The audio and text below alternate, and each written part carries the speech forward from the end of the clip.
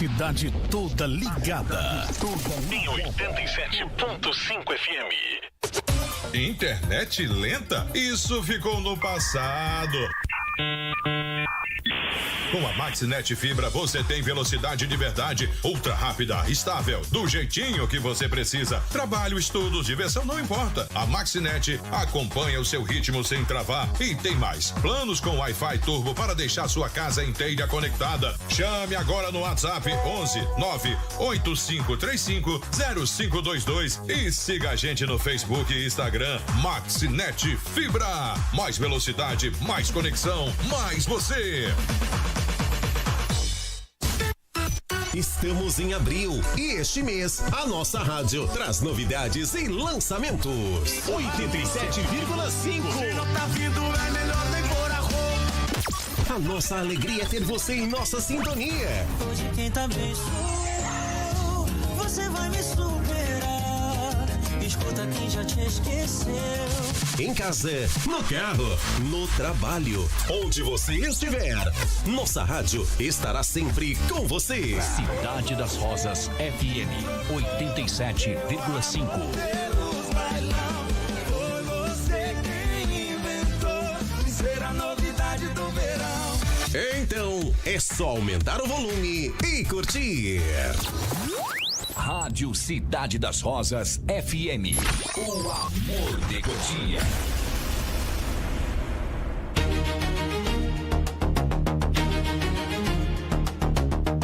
Começa agora. Café Previdenciário. Com a doutora Raquel Viana.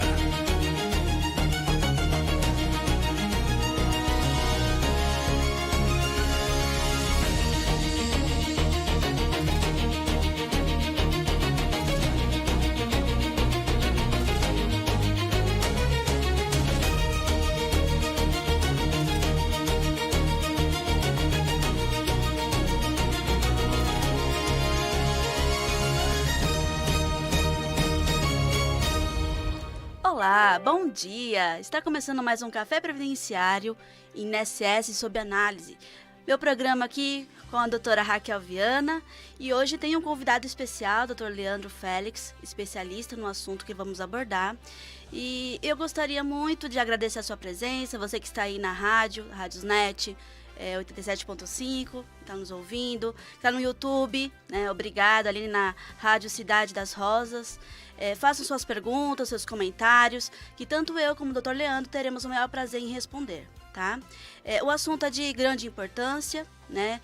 É um assunto que repercutiu e está repercutindo, né? No meio social, na televisão, em jornais, etc. Eis a pergunta: você aí, você confere todos os descontos que aparecem no seu benefício do INSS?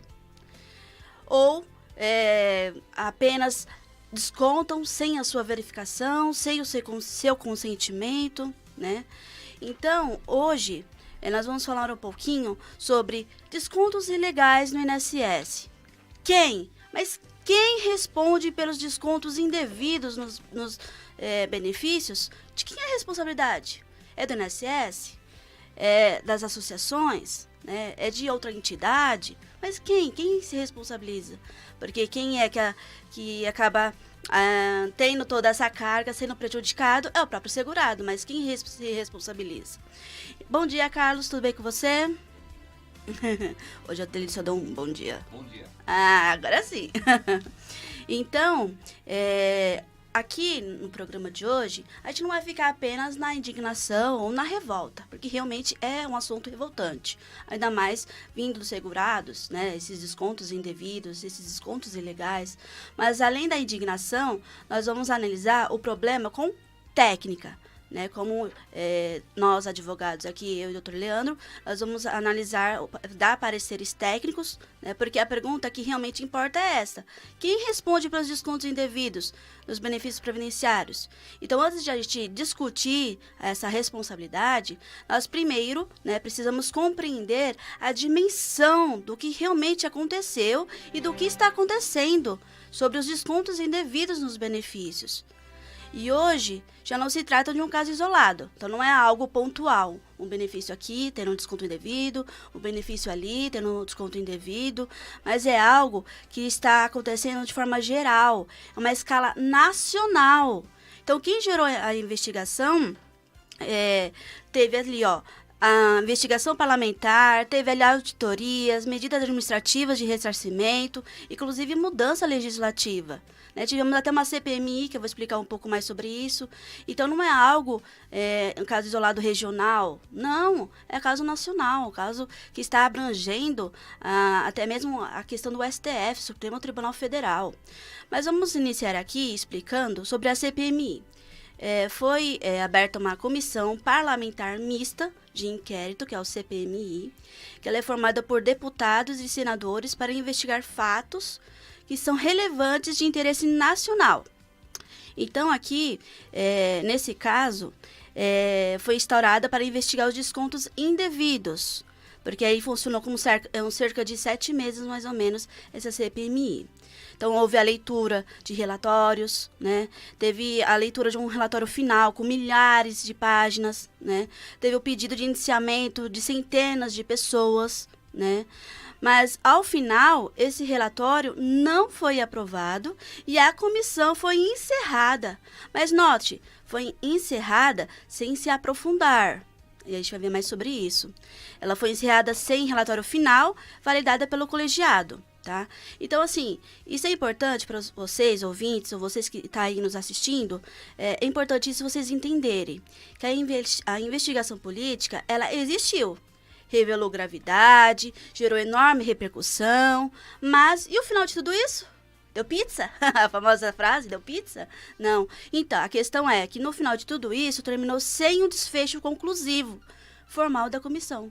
Então, simplesmente, finalizou sem ter aprofundado, sem ter ali os culpados, né, sendo julgados e condenados e etc, né? Então, isso, mas assim, tudo isso não apaga o fato que foram revelados ali, né? Foram revelados que houveram descontos indevidos. Até na mídia soltou alguns nomes que estão envolvidos nesses descontos, né, indevidos no INSS. Mas o que acontece? Apenas significa que a CPMI não produziu uma conclusão final, oficialmente aprovada. Mas, assim, o fato é que existiu e que existe, tá, esses descontos indevidos. Além disso, caros telespectadores, houve uma tentativa de prorrogar os trabalhos. Foi justamente porque se alegava a necessidade de aprofundar essas apurações. Então, a prorrogação ela não foi mantida, porque o Supremo Tribunal Federal, né, o STF, rejeitou essa continuidade. Então, na prática, o que isso significa, doutora? Na prática, a CPMI encerrou sem aprofundamento adicional. Simplesmente o STF rejeitou, tá? Rejeitou ali o relatório final e simples assim. Foi simples assim. Mas afinal, como tudo isso aconteceu? Você que está chegando agora, você que não está sabendo o que aconteceu, o que se trata esses descontos indevidos, esses descontos ilegais, né? Porque aqui eu já comecei falando sobre a atualização, né, da CPMI, sobre o que aconteceu desse inquérito que foi aberto. Que foi aberto esse inquérito para apurar isso. Mas você que está chegando agora e que não está entendendo o assunto sobre os descontos indevidos, o ponto de partida, tá, surgiu com um modelo que permite os descontos dos benefícios dos segurados, dos aposentados, dos pensionistas, e aí permitia esse desconto diretamente do benefício. E eram mensalidades associativas, né, de algumas associações. Então, eram alguns descontos que, com a anuência, né, do segurado, aí haviam, assim, esses descontos, tá? Então, em tese, só poderia acontecer esses descontos se o beneficiário autorizasse o desconto. Mas, algumas pessoas com má fé algumas associações, né, algumas entidades começaram a descontar do benefício do segurado, do aposentado, enfim, do pensionista, de forma ilegal, porque não havia ali o consentimento do segurado. Então, na prática, Porém, o que as investigações e as auditorias passaram a demonstrar foi que algo muito mais grave, inúmeros casos, tá? Foram inúmeros. Esses descontos apareciam sem autorização válida ou com a prova extremamente frágil de consentimento. Então, a entidade falava, não, o segurado, ele permitiu o desconto, de alguma forma expressa ou, enfim, de alguma forma tentava demonstrar que o segurado havia permitido. Mas a prova que eles abrangiam eram provas simples, né? Eram provas frágeis. Né? Mas a realidade era, o segurado não permitiu, nem estava sabendo que estava ocorrendo aquele desconto do seu benefício. Então, o sistema do INSS fazia esse desconto, né, de forma formal, mas o controle sobre a validade da autorização era falho.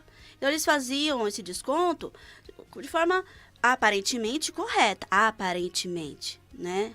Mas o controle sobre a validade, se era válido ou não dessa autorização, estava havendo falhas, né? Então, esse aqui é o coração do nosso problema, né? Aqui do nosso assunto. Porque que acontece? Eu vou trazer aqui algumas informações públicas que vocês podem pesquisar também na internet. A Controladoria Geral da União chegou a divulgar que em sua amostra, mais de 97%, 97 é mais, tá? Mais de 97% dos beneficiários entrevistados disseram não ter autorizado os descontos dos descontos ali dos benefícios, né? Dos descontos assim que eram investigados. Então, você que está nos ouvindo, isso realmente é um número expressivo, não é mesmo? Mais de 97% dos beneficiários que foram entrevistados disseram que não autorizaram esse desconto indevido no seu benefício, né? Porque ali mostra que não estamos, né, diante de uma mera confusão administrativa. Foi um erro administrativo, foi um erro simples. Estamos diante de indícios robustos, né, de abuso em massa. Houve abuso, sim, né? Em resposta a esse cenário, diante de toda essa situação, né, houve a alteração da lei, né, a inclusão da lei 15.327 de 2026, que essa lei 15.327 de 2026, ela veio proibindo definitivamente os descontos de mensalidades associativas, que eram diretamente descontados nos benefícios do INSS. Então, mesmo que houvesse autorização, diante dessa lei, né, as mensalidades associativas, que eram descontadas diretamente, não poderiam ocorrer, diante de toda essa repercussão que houve, né, em esfera nacional. Então, essa nova legislação também endureceu a exigência de autorização para abatimentos ligados a empréstimos. Muitas pessoas antes faziam vários empréstimos consignados usando seus benefícios. Hoje está um pouco mais limitado, né, essa autorização diante dessa lei 15.327 de 2026, tá? Então, tudo isso aqui demonstra que o próprio ordenamento jurídico acabou fazendo o quê diante disso? Porque, assim, diante de todos esses casos que nós falamos aqui, para surgir uma lei para tentar reajustar esse sistema, para surgir isso mostra o quê? Que houve a vulnerabilidade do sistema anterior. Então, o próprio ordenamento jurídico acabou reconhecendo essa vulnerabilidade. Agora, vamos entrar aqui no nosso quadro Raio-X Previdenciário, né? Todo episódio nós temos esses quadros e hoje vamos no primeiro quadro, Raio-X Previdenciário. Aqui eu vou explicar para vocês, que estão nos ouvindo ou que estão nos vendo aí no YouTube, Rádio Cidade das Rosas, o que é o desconto legal e o que é desconto ilegal. Porque assim, há nos benefícios, né, os descontos. Mas tem alguns descontos que são legais, que podem, né, são autorizados, são devidos, ok, ótimo, né, maravilhoso. Agora, tem aqueles descontos que são ilegais. Mas como você que está nos assistindo ou nos ouvindo, como que você pode identificar o que é legal e o que é ilegal? Então, agora, nós precisamos separar com precisão técnica, usando de estratégia, né, o que é desconto legal e o ilegal, tá? Então, assim, nem todo, como eu disse, nem todo desconto, ele é ilícito, nem todo desconto é ilegal. Existem descontos que podem ser legítimos, desde que respeitados os requisitos legais e probatórios, ok? Por exemplo, determinadas operações consignadas, quando corretamente autorizadas, pode sim haver o desconto, ou outras hipóteses também previstas em lei, tá? O problema está, qual que é o problema? O problema está quando o desconto aparece sem o consentimento. Estou repetindo isso várias vezes para vocês entenderem, porque há a possibilidade de desconto legal e ilegal. O legal é quando há sem o consentimento válido, sem a ciência efetiva do segurado, sem documentação, né, idônea, sem a possibilidade real de comprovação. Então, aqui entra uma tese central desse episódio. Sem autorização válida, não há legalidade no desconto. Esse é o fato, tá? E quando falamos em autorização válida, não basta apenas uma aparência documental, simplesmente, aparentemente, surgiu um documento que comprova que o segurado permitiu. Ah, tem uma foto lá, ó, ele permitiu o desconto. Porque hoje em dia é tudo tecnologia. E muitas vezes o segurado, por ser idoso, muitas vezes eles não entendem tecnologia. Aí alguém vai lá, tira uma foto dele lá, reconhecimento facial, opa, ele autorizou. Mas não é uma prova idônea, não é uma prova documental completa, né? Simplesmente a aparência de prova, né? Uma prova documental ali, mas aparentemente. Então, é preciso que haja consentimento livre, informado, identificável, né? E possível prova robusta, tá? Então, esse ponto é fundamental porque muitas vezes se tenta deslocar o debate, né? Tenta deslocar o debate para uma discussão burocrática. Aí o ponto fica um pouco mais complicado. Porque como se enfrenta o problema, né? Porque a gente viu que não é apenas algo simples, é algo mais formal, algo mais aprofundado, um assunto bem, bem sério, né? Com grande gravidade. Então, o problema é de legitimidade do débito e de proteção da verba alimentar, tá? Mas você, caros ouvintes, telespectadores, por que isso é tão grave? Porque esses descontos indevidos, né, em benefícios, tem caráter de gravidade, algo assim, de grande, enfim, algo profundo. Por quê? Por causa que os benefícios previdenciários, eles, no caso, não é apenas o valor neutro, ou faz parte do patrimônio da pessoa. Assim, na imensa e na maioria das vezes, ela representa a subsistência. Tem caráter alimentar. O benefício daquele aposentado, muitas vezes aquele aposentado leigo, humilde, que não tem condições financeiras, apenas sobrevive com, né, talvez um salário mínimo ali da sua aposentadoria, né?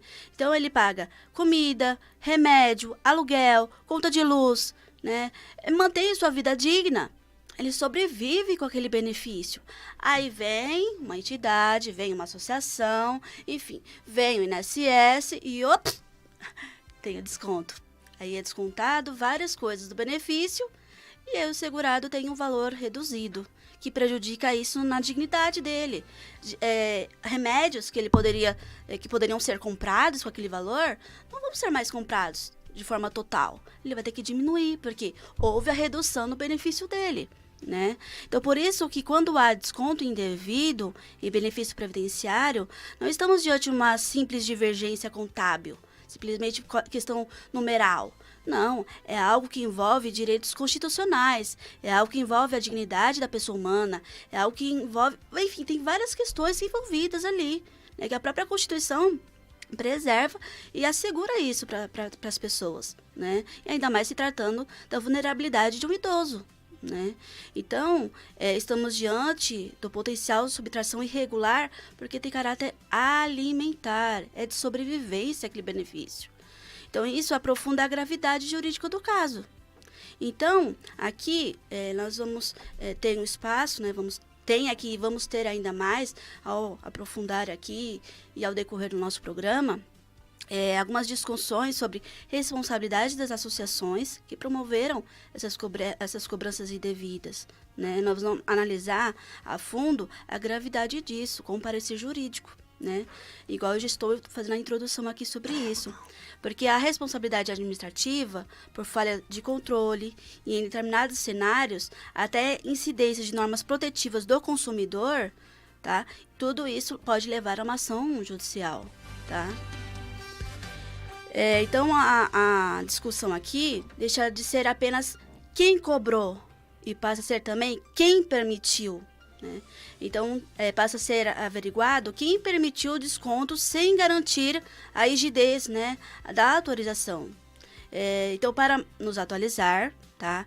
Hoje, como se encontra hoje, atualmente, né? Estamos dia 7/4/2026, hoje. Como se encontra atualmente essa situação nos descontos indevidos dos benefícios? Então, a resposta objetiva é clara, tá? A CPMI terminou sem relatório final, aprovado, tá? Como expliquei aqui inicialmente. Houve um relatório apresentado pelo relator, com mais de 4.000 páginas. Houve pedidos de indiciamentos, mas houve ali também um debate, né, político intenso, inclusive. Houve uma repercussão geral, nacional também, né? Houve uma tentativa de prorrogar a CPMI, mas no final o relatório foi rejeitado e a comissão encerrou seus trabalhos. Então, ninguém foi condenado, enfim, só os segurados que tiveram esses prejuízos. Alguns segurados, tá, gente, tentaram, né, o INSS tentou ali devolver os valores para os segurados, mas nem todos. E não teve o ressarcimento total, tá? Então, milhares e milhares de aposentados e segurados, enfim, pensionistas, estão ainda prejudicados, porque não tiveram o valor devido como forma de ressarcido, né, de volta desses valores. Então, a leitura correta que nós temos aqui é a apuração política que revelou gravidade, produziu material relevante, porque essas 4.000 páginas, né, de relatórios, imagina, 4.000 páginas dos relatórios, ali mostrando, apontando, demonstrando com clareza de que houve esses descontos indevidos, desde quando e por quê, enfim, com toda a fundamentação técnica e jurídica, mesmo assim, né, tendo sido rejeitado esse relatório final, né, mas a questão é que houve, então, toda essa repercussão, tá, mas não terminou com uma conclusão institucional. Então, não teve a aprovação da comissão. E isso abre, inclusive, caros ouvintes, uma leitura crítica importante. Porque o tema, juridicamente, tá? Juridicamente, ele continua vivo, tá? Então, porque a ausência desse relatório final aprovado não elimina a necessidade de responsabilização. O fato de que se encerrou a CPMI não quer dizer que o problema acabou. Ou que o problema foi solucionado. Não. O problema continua. O problema continua e tem na via jurídica como tentar ressarcir esse valor, né, esses danos.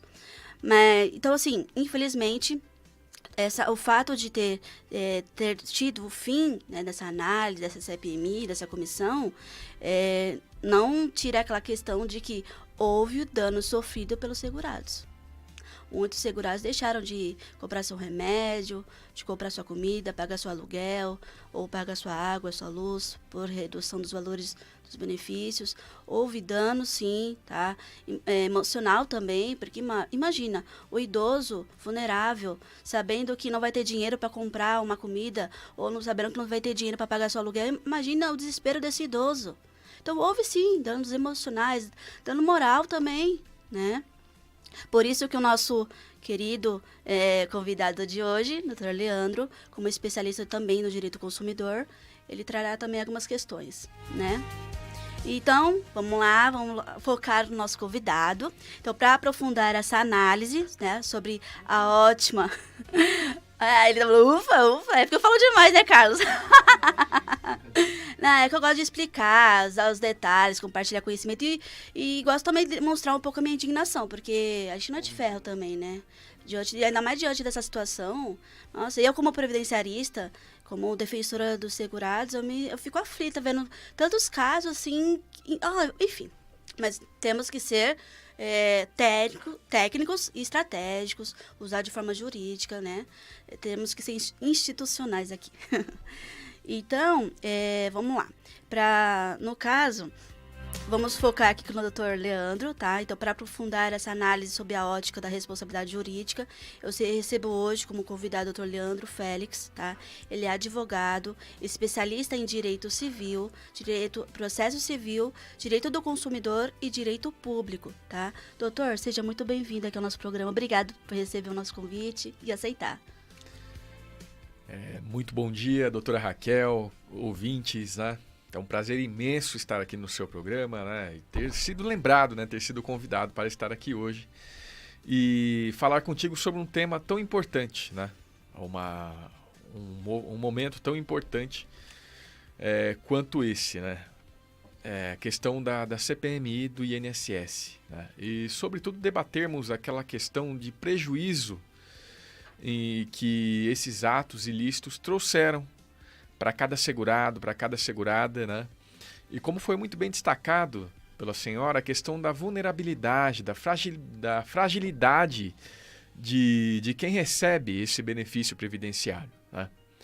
E, infelizmente, foi usado como uma massa de manobra para que fosse causada esta enorme lesão, né? Não somente lesão patrimonial, mas também uma lesão moral, uma lesão psicológica, uma lesão que ultrapassou aquele limite de um aborrecimento do dia a dia, né? Algo que afetou moralmente, que trouxe o prejuízo além do financeiro. É isso aí, doutor. Então, hoje não vamos tratar apenas de fato social, tá, gente? Nós vamos tratar da consequência jurídica desses fatos aqui narrados durante o início e até agora durante o programa, tá? Porque o que acontece? Você que está nos ouvindo aí na rádio, inclusive, deixa eu já fazer até o alerta. Se vocês quiserem fazer perguntas, tá? Se vocês quiserem fazer perguntas a mim ou ao doutor Leandro, até o final do programa, serão feitas aqui essas perguntas. Vocês podem usar o telefone 984-907472, tá? Que é o telefone aqui da Rádio Cidade das Rosas, e vocês podem fazer os comentários. Se não for pergunta, apenas expresse sua opinião, o que você está achando, expresse sua indignação, né? Porque é um caso, esse assunto, ele acaba afetando não somente os segurados, afeta todos nós, né? Todos nós, a sociedade inteira é afetada, né? Então, expresse aqui sua opinião, tá? Será um prazer ouvi-la. Então, por que acontece? Milhões de segurados, eles foram impactados diante desses descontos, né? Bilhões, notem, bilhões já entraram em discussão administrativa. E aí, onde o país passou a debater não apenas a fraude, mas começou a debater também a falha sistêmica, a falha do INSS. Opa, o INSS não viu isso? Houve ali os descontos das associações e o INSS não percebeu? Será que ele permitiu? Como que ele permitiu? Né? Ele permitiu? Essas são as dúvidas, né? Que muitos nós temos. Então, por que deveria ter acontecido? Uma fiscalização e o dever de reparação. A fiscalização deveria ter sido mais rigorosa para que isso não tivesse acontecido ao longo dos anos. Porque, queridos, não foi agora que aconteceu isso, não. Já vinha acontecendo isso há anos que vem acontecendo esses descontos indevidos, tá? Então, o INSS deveria ter teria sido mais duro, deveria sido mais rigoroso na fiscalização. E essa questão também da reparação, embora o INSS, né, temos que reconhecer aqui também que o INSS já começou, já demonstrou ali que pretende reparar os danos, que pretende ressarcir os segurados afetados, enfim, né? Então, já começaram alguns a receberem esses valores, tanto é que o INSS já promoveu a divulgação no governo federal, a forma, né, no meu INSS, como que o segurado pode tentar perceber que foi, né, enfim, lesionado, ou como que ele pode começar a receber. Então, foi tudo isso informado. Ok, né, venhamos e convenhamos, temos que reconhecer essas ações do governo federal. Mas a questão é que a instituição federal deveria ter fiscalizado isso para que isso não tivesse acontecido, que não houvesse esses descontos, né? Então, por isso que aqui vou fazer algumas perguntas para o doutor Leandro, tá? Vou fazer algumas perguntas que também são minhas dúvidas, como especialista em direito público. Eu sou especialista em direito previdenciário. Ele ele é advogado, especialista em direito e processual civil, né? Ele é especialista em direito consumidor e direito público. Então, vamos ouvir os pareceres do doutor. A primeira pergunta que nós temos, doutor, eu começo com uma pergunta, tá, central. Quando há os descontos indevidos em benefícios previdenciários, a responsabilidade jurídica tende a recair apenas sobre a entidade que cobrou Ou o INSS também pode responder por essa falha no controle do sistema? Então, doutora Raquel, a questão da responsabilidade não dá para limitar simplesmente aquela associação que efetuou o desconto de maneira fraudulenta, né? Aqui nós temos a presença daquele instituto lá do direito civil chamado responsabilidade solidária, né? Porque nós temos o ente federal aqui, a autarquia federal, que seria o INSS, tá? E temos também aquele sistema DataPrev, que é aquele sistema que alimenta não somente o INSS, mas alimenta também outros segmentos desse mesmo ente federal, né? O INSS, ele tinha aquele dever de fiscalização. Ele tinha que proteger a pessoa do segurado para deixar que situações como essas, aqui narradas, que prejudicaram milhões de pessoas, milhões de segurados, tá? Para que situações como essas não acontecessem, né? Tendo em vista a situação de quem recebe esse benefício, conforme foi citado pela doutora, que são pessoas idosas, muitas vezes têm uma dificuldade ou outra com tecnologia, né? E se o governo tem esse sistema, subentende-se que esse sistema deveria ser seguro e não deveria permitir falhas, né? Então, a responsabilidade por esse fato, tá? Quem responde por essa falta, por essa falha, não seria somente a associação, mas sim o INSS juntamente com essa associação. São pessoas que responderiam juridicamente. Perfeito. Obrigada pela sua resposta, doutor. Na sua leitura, nós estamos diante apenas de ilícitos privados, né, praticados por associações, né? Ou há elementos que autorizam, né, discutir responsabilidade estatal por alguma falha administrativa? Eu vou repetir a pergunta, tá? Tudo bem, doutora. Então, na sua leitura, estamos diante apenas de ilícitos privados praticados por associações ou há elementos que autorizam discutir a responsabilidade estatal por falha administrativa?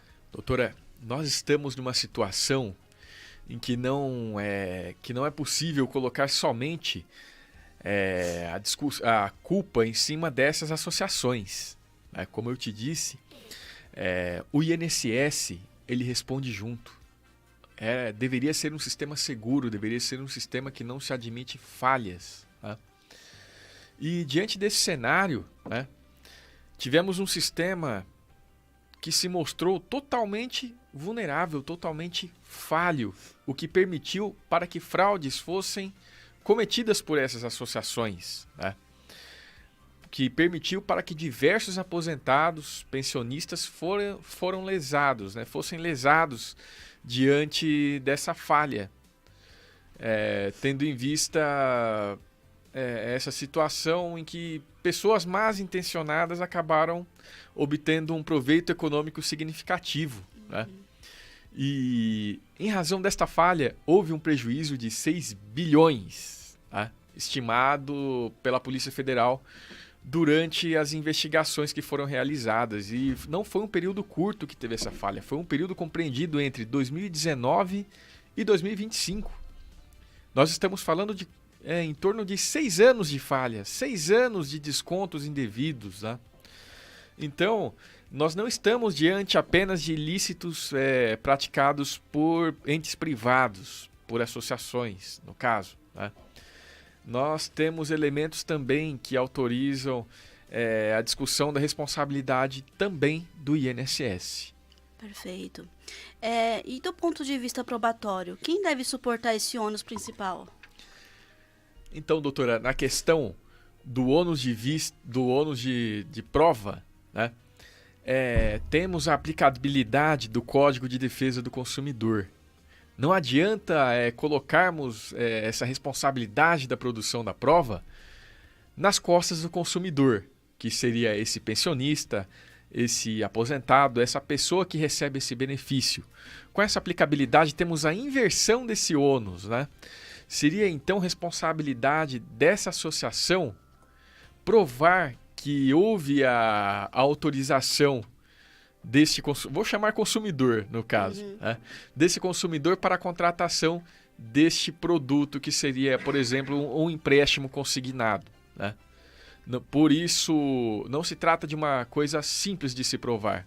Então, você colocar esse ônus nas costas do consumidor seria praticamente impossível ele provar que ele consentiu com que aquele empréstimo fosse efetuado e que tivesse aqueles descontos efetuados em folha. Certo. E quando quando o legislador, né, decide proibir de forma definitiva o desconto associativo direto no benefício, isso não representa um reconhecimento normativo de que o modelo anterior se tornou incompatível com a segurança máxima exigida? Posso te responder que de maneira absoluta, sim. A decisão do legislador, quando ela traz uma proibição de uma forma definitiva, ela representa sim um reconhecimento normativo explícito de que o modelo anterior era um modelo que se tornou totalmente incompatível, tornou-se um modelo inseguro, que coloca em risco aquelas pessoas que dependem daquele sistema. Certo.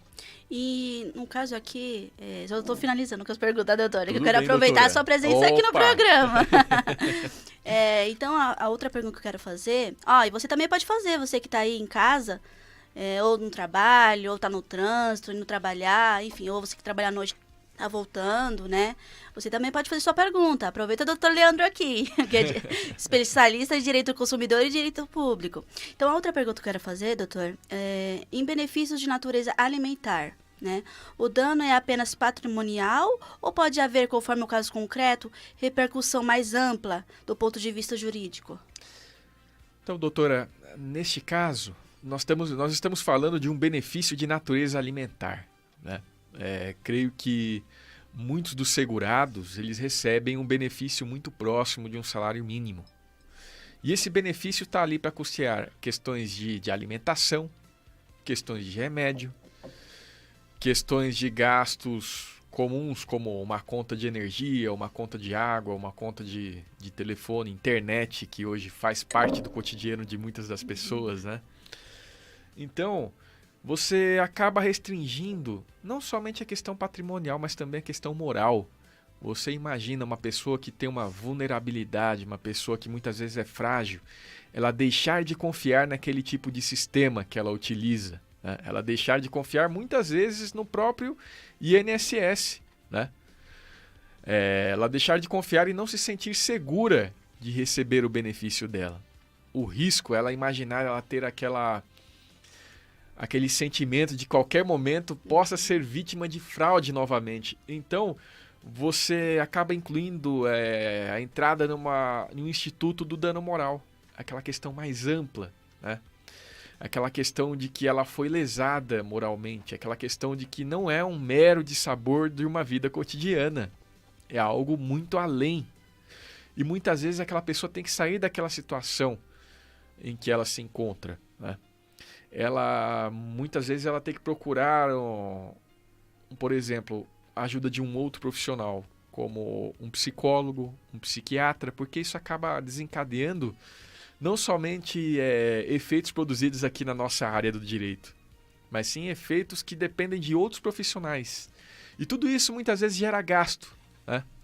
Seja com remédio receitado para controlar a ansiedade, seja com um gasto, por exemplo, com advogado para que processem tanto a associação contra o INSS, porque muitas vezes aquele requerimento administrativo, a senhora sabe, que faz parte do seu cotidiano de profissão, acaba não sendo aceito, acaba não dando certo, ou acaba demorando muito mais tempo do que uma ação judicial. Verdade. A última pergunta que eu quero fazer para você aqui, doutor. Tá, eu prometo que é a última, tá bom? Não tem problema. Vamos continuando aqui, que o tema é um tema interessante, Sim, é um tema verdade. que acaba indo além da esfera da previdência, né? Verdade.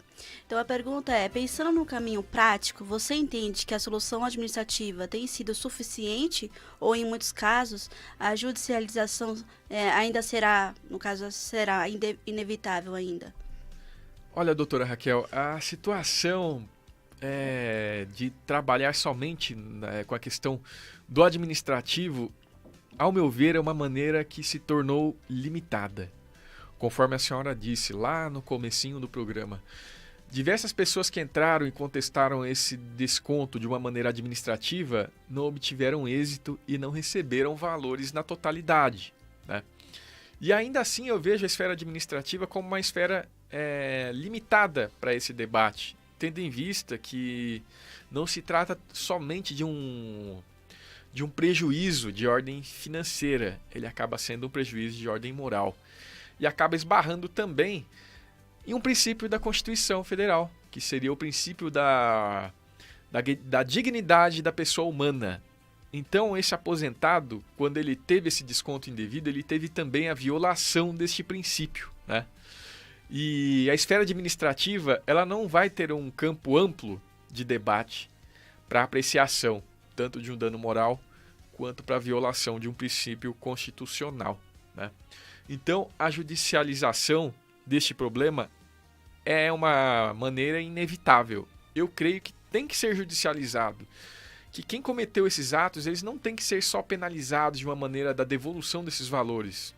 Tem que ser penalizados também numa questão de dano moral, visando o caráter pedagógico da coisa, sabe? O caráter não somente punitivo, mas também pedagógico, para que essa associação ela aprenda a não cometer esse erro novamente. Sim, né? Tem que ser algo pedagógico. Tem que ser algo pedagógico, tem que ser algo que ensine que aquilo que fez, aquele desconto que fez da maneira que aconteceu, as lesões causadas a esses segurados, é algo reprovável, é algo que tem que ser ali penalizado, é algo que tem que ser mostrado. Olha, associação, você errou com esse desconto, você lesou pessoa que é vulnerável, uma pessoa frágil, entendeu?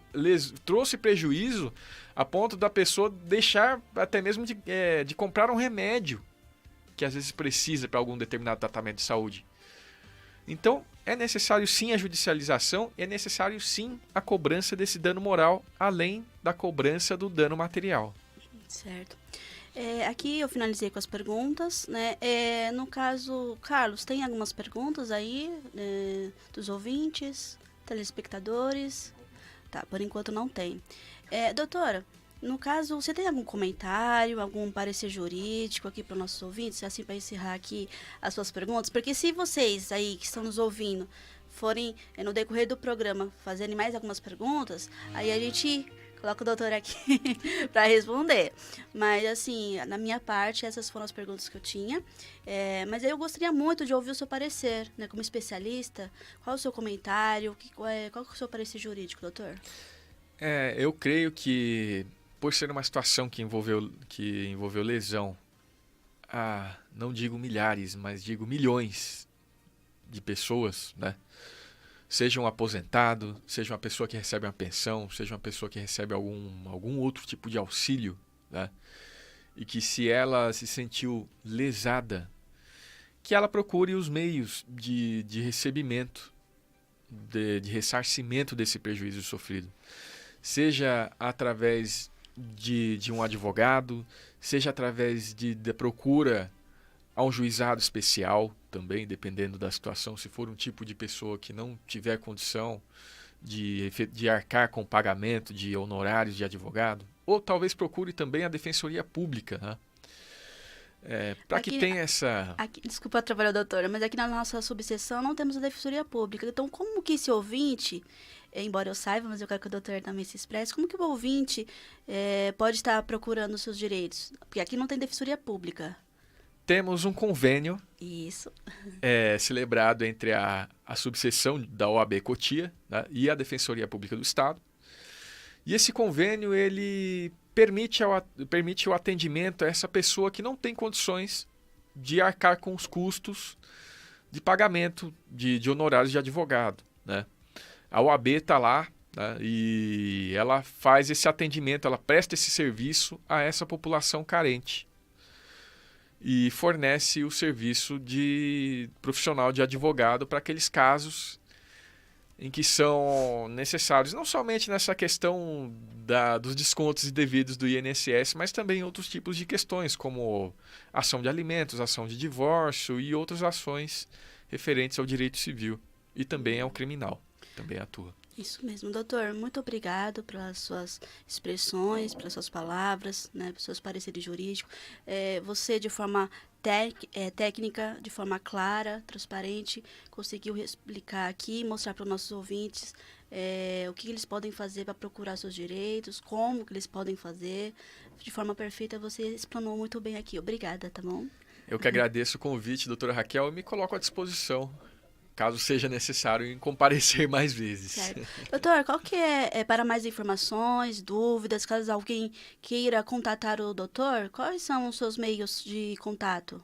Eu tenho minha página no Instagram, @LeandroFélixADV, e é um meio de contato principal. E tem o meu contato telefônico, meu WhatsApp, né? Que seria DDD 11 998667111. Ótimo, obrigada, doutor. Então, aqui continua o nosso programa e entramos nos bastidores do INSS. Você segurado, você que está aí nos assistindo ou que está nos ouvindo, não vê algumas coisas que estão no sistema de forma massificadas, né? Mas assim, o que acontece é que costumam operar a lógica de grande escala, tá? Isso que nós vamos ver aqui nos bastidores do INSS. E quando essa escala cresce sem controle, equivalente à validação, há, então, o risco de dano coletivo, porque cada vez mais vai aumentando. Se não houve o controle, né? Então, vai cada vez mais aumentando os danos. E é justamente por isso que esse episódio de hoje, né, vem destacando que não deve ser reduzido à ideia de um ou outro desconto errado. Não, é algo maçante. Foi em escala global, foi aqui nacional, né? Até exagerei, né? Global. Mas foi em escala nacional. Aqui no Brasil foi algo, enfim, todos foram afetados, né? Então, o que está aqui em discussão é se o sistema permite a cobrança em folha, né? E não deveria ter deixado de ter essa fiscalização, né? Porque ela permitiu, né? Você acabou permitindo que tivéssemos ali esse controle de forma superficial, deveria ter protegido, assim, os beneficiários, né? Então, a própria sequência dos fatos houve auditoria, houve a investigação, houve o ressarcimento, enfim, né, venhamos e convenhamos que houve sim o ressarcimento, mas não foi de forma completa, né? Mas, enfim, houve aí um valor ressarcido, houve a prorrogação de prazos de contestação e a mudança de lei. Então, tudo isso sugere que a resposta do Instituto, né, a resposta institucional foi de contenção de um problema muito maior do que foi inicialmente destacado, o que foi inicialmente imaginado. Então, o negócio ficou bem mais complicado. Tá? Mas a estratégia, como que o segurado, de forma estratégica, pode se precaver? O que o segurado tem que fazer? Né? Qual é a estratégia que deve ser usada? Aqui entra o quadro Estratégia Previdenciária. Tá? Todo bloco, toda vez, todo episódio, nós temos aqui esse quadro, Estratégia Previdenciária, que aqui menciona algumas formas do segurado, como que ele pode, de forma educativa, poder se precaver, se assegurar diante dessas situações do INSS, tá? Então, se o ouvinte quer saber o que fazer na prática, vamos lá, eu vou dar aqui 4 passos, tá? Ó, anotem aí, prestem bem atenção, eu vou dar aqui 4 passos, tá? Que as pessoas podem fazer na prática, tá? Primeiro, o que o segurado tem que fazer? Conferir o extrato do benefício, o CNIS. Nos episódios anteriores, eu já tinha explicado, inclusive no episódio último, né, que nós tivemos, eu falei de forma clara o que significa o CNIS, tá? Então, o segurado tem que conferir o extrato do benefício, ali ele vai identificar se há ou não o desconto que não reconhece. Opa, eu estou vendo aqui no extrato de pagamento do meu benefício de que tem um desconto aqui dessa associação, mas eu não permiti isso. Ah, então há um desconto indevido. Ah, não tem nenhum desconto, tá tudo certinho, recebi certinho, ok, né? Mas o importante é conferir e se identificar se há ou não esses descontos, tá? Se foi ou não consentido. Segundo passo, anotem aí. formalizar a contestação pelos canais oficiais. Mas quais são os canais oficiais para contestar? Dizer, opa, eu tive o desconto indevido. Como que eu posso informar isso? Né? Posso estar contestando isso. Então, os canais oficiais pode ser o meu INSS, tá? Por meio do aplicativo, ou pelo próprio site, né? Do INSS, tem a questão do meu INSS. Ou nos Correios também, né? Porque abriu a expansão também para os Correios, para atender essa demanda desse público, né? Então, mas assim, um fato que o assegurado tem que se atentar, deve se observar o prazo, tá? Porque o prazo, atualmente, ele foi prorrogado, mas existe um prazo. Enfim, se atente a isso, tá? Porque tem um prazo até tal data para haver a contestação, para formalizar dizer, né, para o INSS, opa, eu fui lesada, né?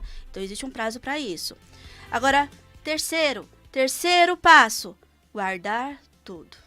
Eu como advogada, eu sei, a gente sabe, né, doutor Leandro, que não é a mesma falar. Quem fala, prova. Exatamente. Gravados não Então, assim, se eu estou falando uma coisa, eu tenho que ter provas e comprovar do que eu estou falando. Não adianta a pessoa chegar, olha, eu fui lesada, aconteceu isso comigo. O que mais acontece, né, quando o cliente procura a gente? Pelo menos o mínimo, para poder trazer uma prova, assim, olha, aconteceu isso e isso comigo. Mas, tá, e qual tipo de prova que o senhor tem, o senhor apresenta? Não tenho prova. É até difícil até judicializar, não é mesmo? Chega lá, o pessoal procurando, doutor, eu quero entrar com uma ação porque fulano fez isso pra mim. Mas aí você vai falar, como profissional, mas o senhor tem provas de tudo isso que você me diz? Eu não tenho. E aí? E aí? Pelo menos uma coisa mínima, aquela fumacinha que seja, sabe? Exatamente. Então, caros ouvintes, guardem tudo. Extratos, protocolo, resposta administrativa, prints, documentos, tudo são provas, tá? Tem que ter prova. Não só nesse e-mail aqui que a gente está falando de descontos indevidos, tá? Qualquer assunto que vocês forem judicializar, como o doutor citou, divórcio, alimentos, sei lá, qualquer coisa, danos morais, danos materiais, enfim, em qualquer área, tá? Em qualquer esfera do direito, há necessidade de provas, tá? Então não basta apenas alegar. Quem alega, prova, tá? E o quarto e último passo, tá? Aqui nós estamos falando das estratégias previdenciárias. O quarto passo é avaliar se houve apenas necessidade de cancelamento ou também direito à restituição dos valores já retirados. Então, aqui, você tem que avaliar se, no caso, foi uma necessidade, realmente foi descontado ou não, teve o cancelamento. Então, isso tudo que você tem que ser avaliado. Essas estratégias que eu mencionei, o segurado pode estar verificando, né? De forma pessoal, ele mesmo, lá conferindo. Mas se ele não se sentir confortável, se ele não se sentir seguro para tudo isso, ele pode procurar um profissional habilitado, pode procurar um advogado, e esse advogado especializado no assunto irá fazer todas essas questões de conferência, formalizar a contestação, verificar, analisar os documentos, comprovantes, etc., avaliar, analisar detalhadamente toda essa situação, todo esse histórico, né? Então, aqui vai um ponto importante, tá? Não basta apenas interromper o desconto. A pessoa vai lá e fala, olha, tá tendo um desconto indevido, então eu vou lá no meu INSS, cancelei, não tem mais o desconto. Mas é preciso verificar tudo que já foi descontado.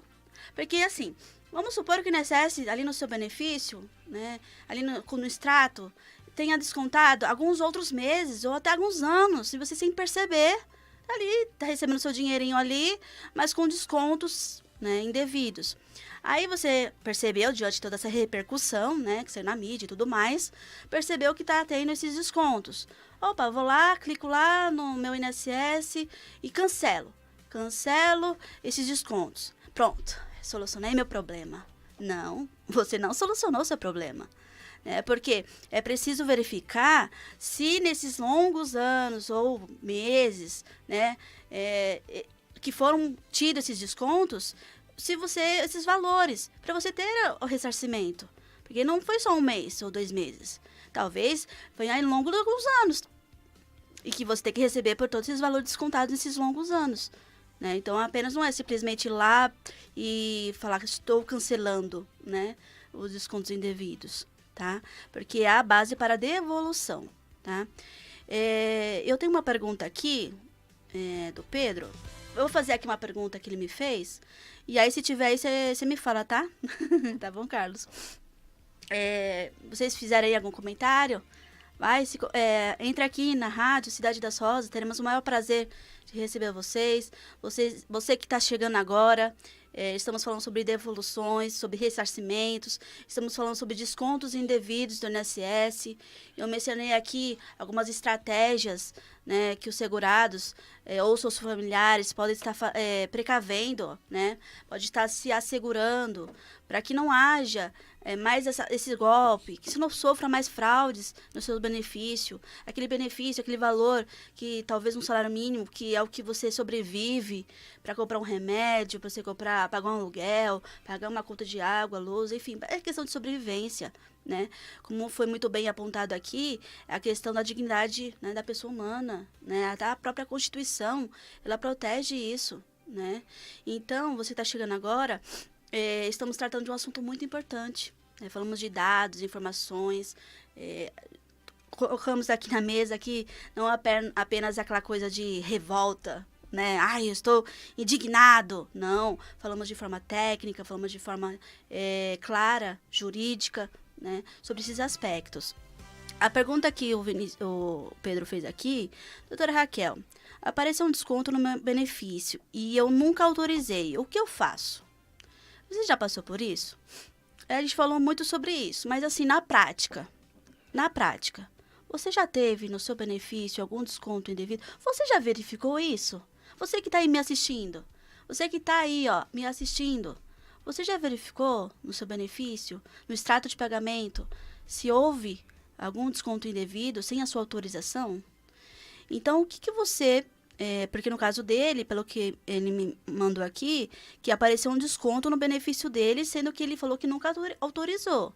Aí ele perguntou, o que ele faz? Né? Aqui, no caso, Pedro, você deve, em primeiro lugar, tá, identificar a origem do desconto no extrato. Então, no extrato de pagamento, todas as informações, tem datas, valores de retiradas, liberações, tem questões bancárias no extrato, enfim. E aí você vai identificar ali a origem do desconto. Trata-se de desconto bancário, de empréstimo bancário, de consignado, será que é um desconto de alguma associação, né? Do que é aquele desconto? Então, você vai verificar isso lá no extrato de pagamento. Aí, depois dessa fiscalização, dessa identificação, né? Você vai formalizar ali a contestação, tá? Você vai formalizar a contestação pelos canais oficiais que eu disse, que é o meu INSS, tem o site do INSS, você vai entrar ali...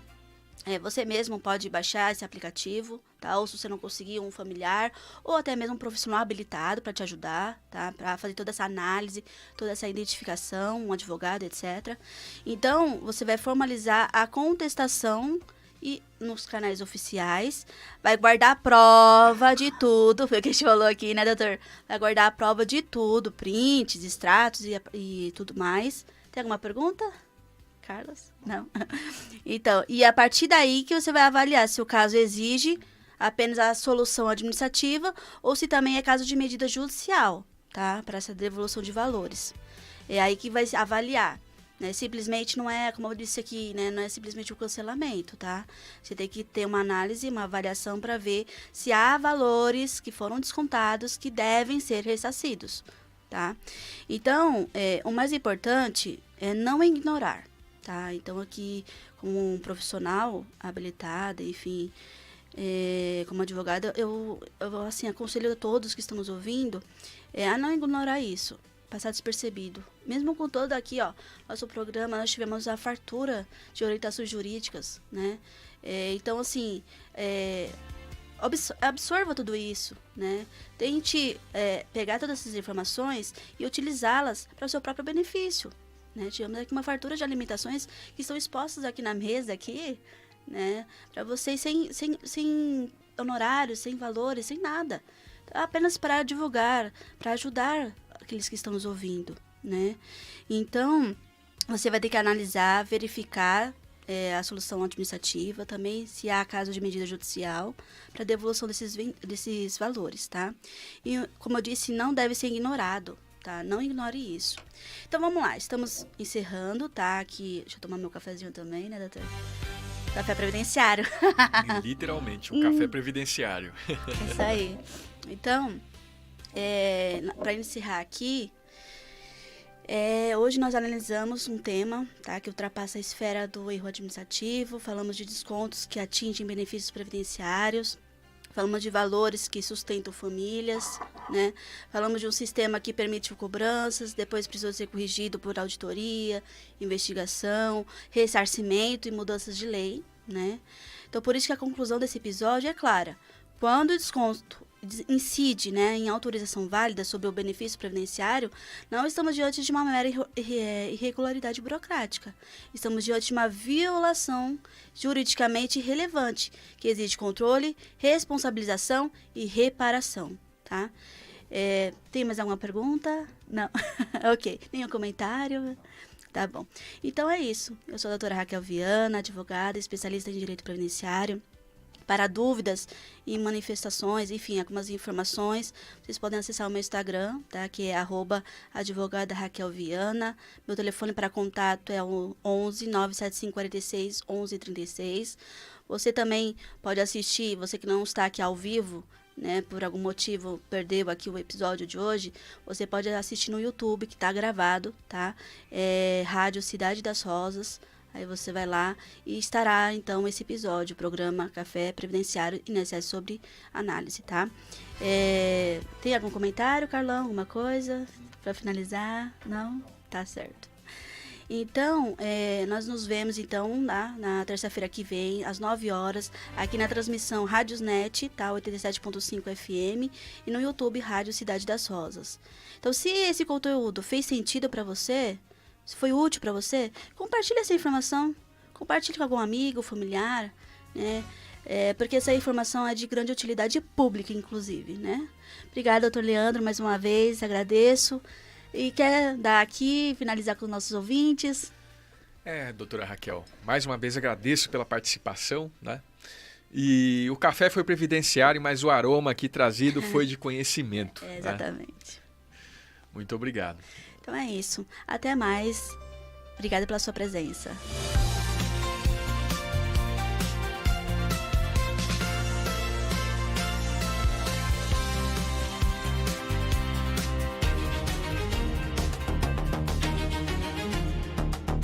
Acabamos de apresentar Café Previdenciário. Apresentação: doutora Raquel Viana. Obrigado pela sua audiência e até o nosso